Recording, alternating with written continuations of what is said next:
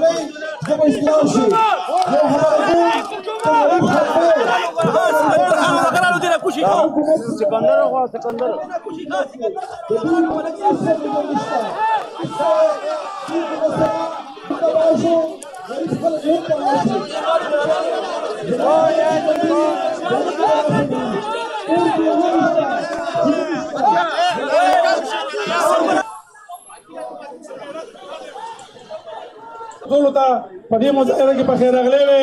د پی ډي ایم احتجاج وکړو د ګرانۍ خلاف احتجاج وکړو درې غټ وجوهات چې کوم دي هغه یو ټول اوله وجه دا ده چې طبي غلا او